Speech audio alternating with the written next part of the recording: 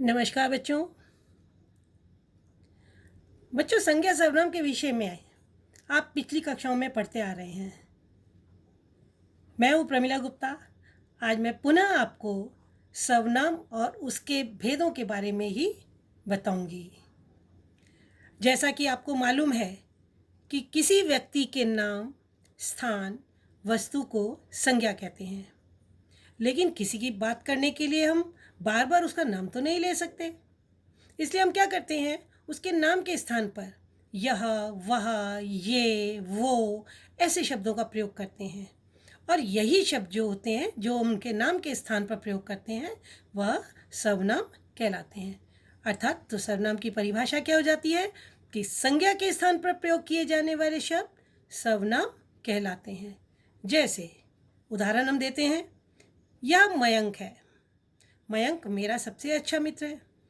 उसके पिताजी डॉक्टर हैं। उसकी माताजी और मेरी माताजी एक ही विद्यालय में अध्यापिका हैं। वे दोनों अच्छी सहेलियां हैं। उनका परिवार अक्सर हमारे घर पर आता है और हम भी उनके घर पर जाते हैं। अब बच्चों, इन वाक्यों में आपने देखा कि यह, मेरा, उसके, उसकी, मेरी, वे, उनका, हमने बार बार मयंक का नाम नहीं ले रहे हैं, लेकिन उसका या उसकी या अपने लिए हम ऐसा कह के ये शब्दों का प्रयोग हम कर रहे हैं। तो जब ऐसे शब्द प्रयोग किए गए हैं, इसलिए ये सारे सर्वनाम शब्द हैं। सर्वनाम के 6 भेद होते हैं: पुरुषवाचक सर्वनाम, निश्चयवाचक सर्वनाम, अनिश्चयवाचक सर्वनाम, प्रश्नवाचक सर्वनाम, संबंधवाचक सर्वनाम और निजवाचक सर्वनाम। अब हम एक एक भेद को अलग अलग समझते हैं। पुरुषवाचक सर्वनाम, जिन सर्वनाम शब्दों से वाक्य बोलने वाले, सुनने वाले तथा जिनके बारे में बात की जा रही है, जैसे मैं हूँ, आप हैं और कोई तीसरा है। तो जहाँ पर सुनने वाला, बोलने वाला और जिसके बारे में बात कर रहे हैं वो तीनों होते हैं, उनके बारे में पता चलता है, वहाँ पुरुषवाचक सर्वनाम कहलाता है। जैसे मैं, हम, बहुवचन में हम आ जाएगा। तू, तुम, वह, वे, जो यहाँ पर प्रेजेंट नहीं है लेकिन जिनके बारे में बात की जा रही है। पुरुषवाचक सर्वनाम जो होता है, इसके 3 भेद होते हैं। जैसा कि मैंने अभी आपको ऊपर बताया कि एक मैं, सामने वाला जो बात कर रहा है, जो बोल रहा है, एक सुनने वाला जो सामने सुन रहा है, और एक जिसके बारे में बात कर रहे हैं। तो उत्तम पुरुष पहला इसका भेद है। जिन सर्वनाम शब्दों को बोलने या लिखने वाला अपने लिए प्रयोग करता है, वो उत्तम पुरुष कहलाते हैं। जैसे मैं, मेरा, हम, हमारा, अपने लिए बात कर रहे हैं हम। मैंने खाना खा लिया, हमारा घर बगीचे के सामने है, हम कहीं घूमने जाते हैं, मैं स्कूल जाता हूँ, अपने बारे में बात कर रहा हूँ। इन वाक्यों में मैंने, हमारा, सब सर्वनाम शब्द जो हैं, वक्ता मतलब बोलने वाला जो है वो अपने लिए प्रयोग कर रहा है। इसलिए ये सर्वनाम जो है ये उत्तम पुरुष हैं। दूसरा पार्ट होता है इसी का मध्यम पुरुष। मध्यम पुरुष मतलब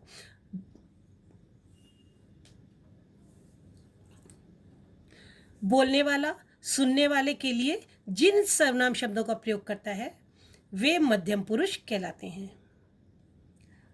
जैसे तू, तुम, तुम्हारा, मतलब मैं बोल रही हूँ लेकिन सामने वाला सुन रहा है। जो सुन रहा है उसके लिए जब प्रयोग करते हैं हम, तू, तुम, तुम्हारा, तुझे, आप, ये सब जो होते हैं ये मध्यम पुरुष कहलाते हैं। तुमने मुझे बुलाया, आप क्या कर रहे थे, हम सब पूछ रहे हैं सामने वाले से। इन वाक्यों में तुमने, आप, सर्वनाम शब्दों का प्रयोग बोलने वाला जो है वो सुनने वाले व्यक्ति के लिए कर रहा है, सामने वाले के लिए, इसलिए ये मध्यम पुरुष सर्वनाम है। अन्य पुरुष, जब बोलने वाला जो है और जिसके विषय में बात करता है ना, या जिसके विषय में कुछ कहता है और जिसकी बात हो रही है वो वहाँ पर है नहीं, तो ये शब्द जो है अन्य पुरुष कहलाते हैं। सपोज मैं बात कर रही हूँ, आपसे कर रही हूँ, और मैं किसी तीसरे व्यक्ति की बात कर रही हूँ लेकिन वो वहाँ पर उपस्थित नहीं है, तो जब हम तीसरे व्यक्ति की बात करते हैं वह अन्य पुरुष कहलाता है। जैसे वह कोने में खड़ा रो रहा था। मीन्स सामने वाला अपने सामने वाले को बता रहा है तीसरे व्यक्ति के लिए कि वह कोने में खड़ा होकर रो रहा है, उसको भी खाना दो। इन वाक्यों में वह तथा उसको शब्दों द्वारा वक्ता, जो वक्ता मतलब बोलने वाला, सुनने वाले की नहीं बल्कि अन्य व्यक्ति के लिए बात कर रहा है। अतः यहाँ अन्य पुरुषवाचक सर्वनाम है। अभी हमने पहले पार्ट की तरफ बात पढ़ी, अब हम बातें हैं उसके दूसरे भेद की ओर। निश्चयवाचक वे सर्वनाम शब्द जो किसी व्यक्ति, वस्तु या घटना का निश्चित रूप से बोध कराते हैं, उन्हें निश्चयवाचक सर्वनाम कहते हैं। कैसे? जैसे वह मेरा घर है, कन्फर्म है कि वो मेरा ही घर है, किसी और का नहीं है, मेरा है। मैं निश्चित रूप से कह रहा हूँ कि वो मेरा घर है। यह लाना जरा, किसी चीज़ को हम इंगित कर रहे हैं, उसकी तरफ इशारा कर रहे हैं कि इसको लेकर आओ, किसी और चीज़ के लिए नहीं कह रहे, यही चीज़ लेकर आओ। इसने ही खाना बनाया है, कह रहे हैं कि इसने बनाया, हमें मालूम है किसने बनाया है। मैं उससे ही कपड़े धुलवाऊंगा, तो वहाँ उससे ही मतलब कंफर्म करेंगे कि इसी से। इन वाक्यों में यह, वह, इसने, उससे निश्चित है कि वह मेरा घर है, इसलिए यहाँ पर निश्चयवाचक सर्वनाम, जहाँ पर कोई चीज़ निश्चित होती है। अब इसी के विपरीत लें, जहाँ पर कोई अनिश्चितता होती है, हम कंफर्म नहीं होते हैं, कोई भी बात हो सकता है, शक होता है हमें कि जिन सर्वनाम शब्दों से किसी व्यक्ति, वस्तु या घटना का निश्चित रूप से बोध नहीं होता, कंफर्म नहीं होता हमें कि ये है, उन्हें अनिश्चयवाचक सर्वनाम कहते हैं। कि कोई तुम्हें बुला रहा है, कोई, हमें नहीं पता कौन है, लग रहा है हमें कि कोई बुला रहा है, बात में कुछ तो दम है, कुछ बात तो है, हमें नहीं पता क्या बात है, क्यों है, ये इतनी छाती ठोक के क्यों कह रहा है। तो इस वाक्य में कोई, लेकिन, कौन है, ज्ञात नहीं है हमें। इसी प्रकार बात कितनी सच के सहित है, कितनी निश्चित नहीं है, इस अनिश्चय के कारण ही यहाँ पर अनिश्चयवाचक सर्वनाम है। तो निश्चयवाचक में निश्चित होती है बात, अनिश्चयवाचक में निश्चित नहीं होती है। चौथा आ जाता है हमारा प्रश्नवाचक सर्वनाम। जैसा कि शब्द से ही पता चल रहा है, भेद से ही पता चल रहा है, प्रश्नवाचक, जहाँ पर प्रश्न होता है, कि वे सर्वनाम शब्द जिनका प्रयोग प्रश्न पूछने के लिए किया जाता है, उन्हें प्रश्नवाचक कहते हैं। जैसे दरवाजे पर कौन खड़ा है, कौन, हम पूछ रहे हैं कौन, तुम कौन हो, क्या बात हो गई, तुम्हारा नाम क्या है। हमने बहुत सारे प्रश्न किए हैं, कौन, क्या, क्यों, कहाँ, सभी प्रश्न पूछे जाने की ओर संकेत करते हैं, इसलिए ये सभी शब्द जो होते हैं ये प्रश्नवाचक हैं।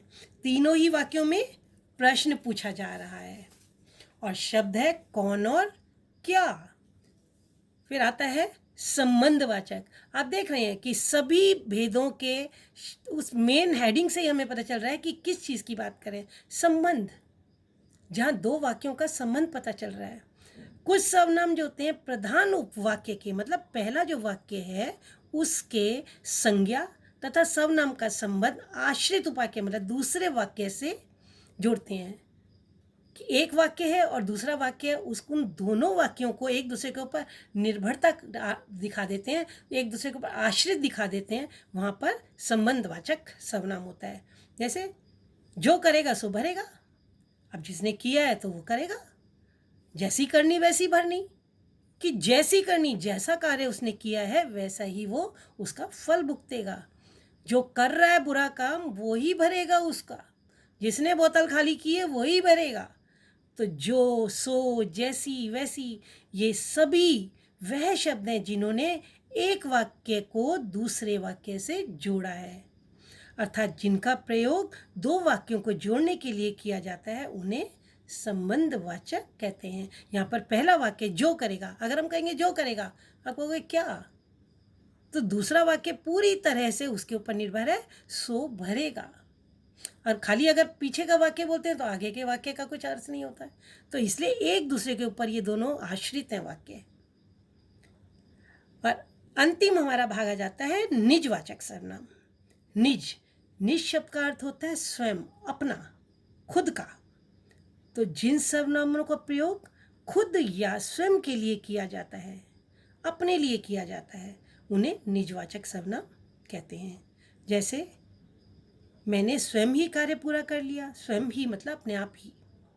स्वावलंबी लोग अपने आप पर भरोसा रखते हैं। तुम्हें सारे प्रश्न खुद ही हल करने होंगे। तो हम ये देख रहे हैं कि इन सभी वाक्यों में अपने बारे में ही बात की गई है। वक्ता ने स्वयं के बारे में ही वक्तव्य दिया है, अपने बारे में ही बताया है। स्वयं, अपने आप, खुद, सभी शब्द वक्ता को स्वयं के बारे में बताने की ओर इंगित करते हैं। तो इस प्रकार हम देखते हैं कि सर्वनाम जो है उसके जितने भेद हैं वो सब के सब हमको उनके अपने ही रूप से बिल्कुल क्लियर हो रहे हैं। तो बच्चों, यहाँ पर आपने सर्वनाम पढ़ा और समझा है। मुझे पूर्ण आशा है कि आपको ये मेरा बताया हुआ सर्वनाम समझ में आ गया होगा। नमस्कार, धन्यवाद। और फिर भी कोई परेशानी हो तो फिर हम मिलकर बात करते हैं। Thank you.